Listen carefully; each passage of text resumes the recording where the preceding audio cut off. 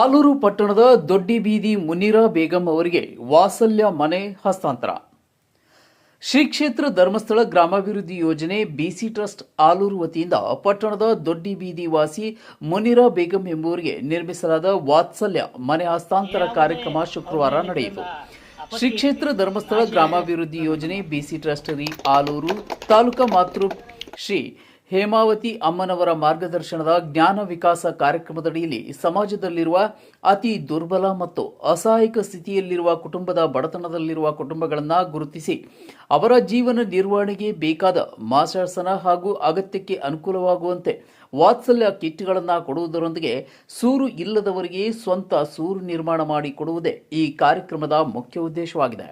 ಆಲೂರು ಯೋಜನಾ ಕಚೇರಿ ವ್ಯಾಪ್ತಿಯಲ್ಲಿ ಈ ದಿನ 3ನೇ ವಾತ್ಸಲ್ಯ ಮನೆಯ ಹಸ್ತಾಂತರವನ್ನು ಪಟ್ಟಣ ಪಂಚಾಯಿತಿ ಅಧ್ಯಕ್ಷೆ ತಾಹಿರಾ ಬೇಗಂ ವಾತ್ಸಲ್ಯ ಮನೆಯ ನಾಮಫಲಕ ಅನಾವರಣ ಮಾಡುವುದರ ಮೂಲಕ ಉದ್ಘಾಟನೆ ಮಾಡಿ ಫಲಾನುಭವಿಗಳೇ ಮುನೀರಾ ಬೇಗಂ ಅವರಿಗೆ ಹಸ್ತಾಂತರ ಮಾಡುವ ಮೂಲಕ ಗ್ರಾಮಾಭಿವೃದ್ಧಿ ಯೋಜನೆ ಮಾಡುವ ಜನಪರ ಕೆಲಸಗಳ ಬಗ್ಗೆ ಮೆಚ್ಚುಗೆ ವ್ಯಕ್ತಪಡಿಸಿ ಯೋಜನೆಯ ಕಾರ್ಯಕ್ರಮಗಳು ಇನ್ನಷ್ಟು ಯಶಸ್ವಿಗೊಳಿಸಲಿ ಎಂದು ಹಾರೈಸಿದರು.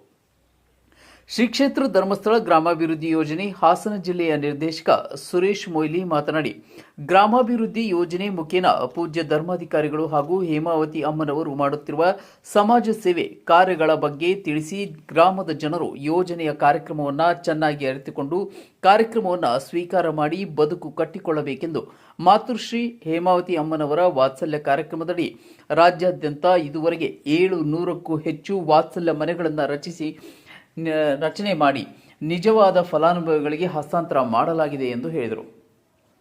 ಕಾರ್ಯಕ್ರಮದಲ್ಲಿ ಹಾಸನ ಜಿಲ್ಲಾ ಜನಜಾಗೃತಿ ವೇದಿಕೆ ಸದಸ್ಯ ಹಾಗೂ ಪಟ್ಟಣ ಪಂಚಾಯಿತಿ ಮಾಜಿ ಅಧ್ಯಕ್ಷ ಎಚ್.ಬಿ. ಧರ್ಮರಾಜ್ ಮಾತನಾಡಿ, ಧರ್ಮಸ್ಥಳ ಗ್ರಾಮಾಭಿವೃದ್ಧಿ ಯೋಜನೆ ಮೂಲಕ ಪೂಜ್ಯ ಧರ್ಮಾಧಿಕಾರಿಗಳು ಮಾಡುವ ಕೆಲಸಗಳನ್ನು ಸರ್ಕಾರ ಕೂಡ ಮಾಡುತ್ತಿಲ್ಲ ಎಂದು ಮೆಚ್ಚುಗೆ ವ್ಯಕ್ತಪಡಿಸಿದರು.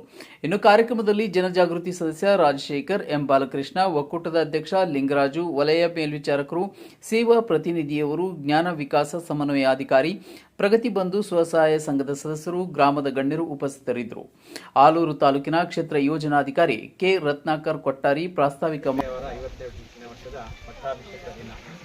ಸಂದರ್ಭದಲ್ಲಿ ಅವತ್ತು ಮನೆ ಹಸ್ತಾಂತರ ಮಾಡ್ತಾ ಇದ್ದಾರೆ. ಧರ್ಮಸ್ಥಳ ಯೋಜನೆ ಸ್ಟಾರ್ಟ್ ಆಗಿ ಸುಮಾರು 43 ವರ್ಷ ಆಯಿತು. ನಮ್ಮ ಹಾಸನ ಜಿಲ್ಲೆಗೆ ಬಂದು 12 ವರ್ಷವನ್ನು ಪೂರೈಸಿ 13ನೇ ವರ್ಷಕ್ಕೆ ನಾವು ಕಾಲೇಜ್ ಸುಮಾರು ಒಂದು 50-53 ಕಾರ್ಯಕ್ರಮ ಧರ್ಮಸ್ಥಳ ಯೋಜನೆ ಮಾಡ್ತಾ ಇದೆ. ಅದರಲ್ಲಿ ವಿಶೇಷವಾಗಿ ಮಾತೃಶ್ಯಾಮನವರು 1996ರಿಂದ ಮಹಿಳೆಯರ ಸಬಲೀಕರಣಕ್ಕೋಸ್ಕರ ಜ್ಞಾನ ವಿಕಾಸ ಅನ್ನೋ ಕಾರ್ಯಕ್ರಮವನ್ನು ಹುಟ್ಟಾಕೊಂಡು ಒಂದಷ್ಟು ಕೆಲಸ ಮಾಡ್ತಾ ಇದ್ದಾರೆ. ಕಳೆದ 3 ವರ್ಷಗಳ ಹಿಂದೆ ಕೊರೋನಾ ಅವಧಿಯಲ್ಲಿ ಅವರು ಕಣ್ಣಿ ಕಂಡಂಥದ್ದು ಸಾವಿರಾರು ಮಂದಿ ಇವತ್ತು ಮಕ್ಕಳಿಲ್ಲದೆ ಅನಾಥವಾಗಿ ಬದುಕುವಂಥ ಜೀವಗಳನ್ನು ನೋಡಿಕೊಳ್ಳುವಂಥ ವ್ಯವಸ್ಥೆಗೆ ಬೇಕಾಗಿ ವಾತ್ಸಲ್ಯ ಅನ್ನುವಂಥ ಕಾರ್ಯಕ್ರಮ ಹಾಕಿ ಕಳೆದ 3 ವರ್ಷಗಳಲ್ಲಿ ಸರಿಸುಮಾರು 666 ಮನೆಗಳನ್ನು ನಮ್ಮ ರಾಜ್ಯದ ಜನತೆಗೆ ಹಸ್ತಾಂತರ ಮಾಡಿದ್ದಾರೆ. ಇವತ್ತು ಮಾಡುವಂಥದ್ದು 662ನೇ ಮನೆ. ನಮ್ಮ ರಾಜ್ಯದಲ್ಲಿ ಇದು 662ನೇ ಮನೆ. ನಿರ್ಗತಿಕರಿಗೆ ಮಾಸಾಸನವನ್ನು ಕೊಡುವುದಲ್ಲದೆ ಅವರ ಮನೆಗೆ ಬೇಕಾದಂಥ ಆಹಾರ ಸಾಮಗ್ರಿ ಇರ್ಬೋದು, ಪಾತ್ರೆ ಇರ್ಬೋದು, ಬಟ್ಟೆ ಬರೆ ಇರ್ಬೋದು, ಅದರೊಟ್ಟಿಗೆ ಉಳ್ಕೊಳ್ಳಿಕ್ಕೆ ಒಂದು ವ್ಯವಸ್ಥಿತವಾದಂಥ ಮನೆ. ಸುಮಾರು 1,35,000 ರೂಪಾಯಿ ವೆಚ್ಚದಲ್ಲಿ ಈ ಮನೆಯನ್ನು ನಾವು ನಿರ್ಮಾಣ ಮಾಡಿಕೊಟ್ಟಿದ್ದೇವೆ. ಅವರ ಜೀವಿತದ ಕೊನೆಯ ಅವಧಿಯಲ್ಲಿ ಸ್ವಚ್ಛವಾಗಿ, ಆರೋಗ್ಯವಾಗಿ, ನೆಮ್ಮದಿಯಿಂದ ಬದುಕುವಂಥ ವ್ಯವಸ್ಥೆಯನ್ನು ಪೂಜ್ಯರು ಕಲ್ಪಿಸಿಕೊಟ್ಟಿದ್ದಾರೆ. ಒಂದಷ್ಟು ಕಡೆಯಲ್ಲಿ ಅವರನ್ನು ಆಚೆಗೆ ಕೊಡುವ ಧರ್ಮಪತ್ನಿ ಹೇಮಾವತಿ ಅಮ್ಮನವರ ನೇತೃತ್ವದಲ್ಲಿ ಸುಮಾರು ವರ್ಷಗಳಿಂದ ಇದು ಕಾರ್ಯಕ್ರಮಗಳು ಹಾಕುತ್ತಿದೆ. ಅದರಲ್ಲಿ ವಾತ್ಸಲ್ಯ ಮನೆ ಕೊಡುವುದು ಒಂದು. ಇದು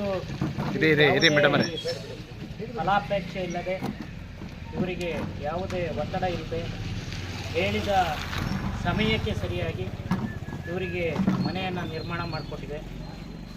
ಈ ಮನೆಯ ನಿರ್ಮಾಣ ಮಾಡಿಕೊಟ್ಟಿರೋದು ನಾನು ಭಾಳ ದಿವಸ ಇದ್ದೆ. ಚುನಾವಣೆಗಿಂತಲೂ ಸಹ ಈ ಮನೆ ಭಾಳ ಬಿದ್ದು ಹೋಗಿತ್ತು.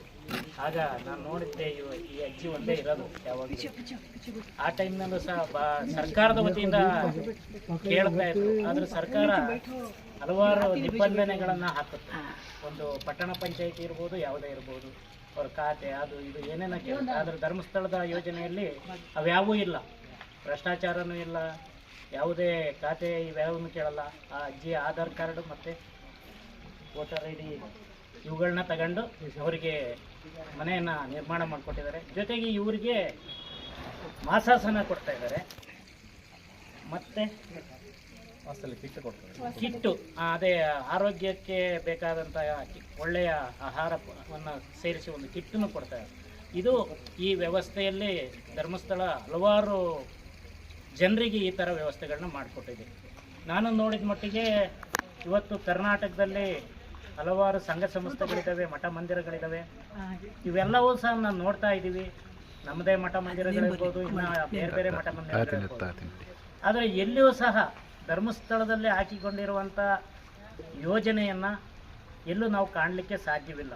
ಒಂದು ಸರ್ಕಾರದಲ್ಲೂ ಸಹ ಸರಿಯಾದ ಸಮಯಕ್ಕೆ ಅವರಿಗೆ ಫಲಾನುಭವಿಗಳಿಗೆ ಅವರಿಗೆ ಸಹಾಯವನ್ನು ನೀಡಿ ಅವರಿಗೆ ವ್ಯವಸ್ಥೆಯನ್ನು ಮಾಡಿಕೊಡುವಂಥದ್ದು ಇವತ್ತಿನವರೆಗೂ ನಾವು ಕಾಣ್ತಾ ಇಲ್ಲ. ಆದರೆ ಇಲ್ಲಿ ನಮ್ಮ ಧರ್ಮಸ್ಥಳದ ಸಂಘದಲ್ಲಿ ಒಂದು ದಿವಸದಲ್ಲಿ ಅವ್ರದ್ದು ಏನೇ ಸಮಸ್ಯೆ ಇದ್ದರೂ ಬಗೆಹರಿಸೋದು, ಮತ್ತು ಈ ಒಂದು ತಿಂಗಳೊಳಗೆ ಅವ್ರದ್ದು ಎಲ್ಲ ಕಟ್ಟಡಗಳ ನಿರ್ಮಾಣಕ್ಕೆ ಏನು ಬೇಕೋ ಹಣಕಾಸಿನ ವ್ಯವಸ್ಥೆ ಮಾಡಿಕೊಡೋದು, ಇವೆಲ್ಲವನ್ನು ಮಾಡಿಕೊಟ್ಟಿದ್ದಾರೆ. ಜೊತೆಗೆ ಇದೊಂದೇ ಅಲ್ಲ, ನೂರಾರು ಯೋಜನೆಗಳನ್ನು ಜಾರಿಗೆ ತಂದಿದ್ದಾರೆ.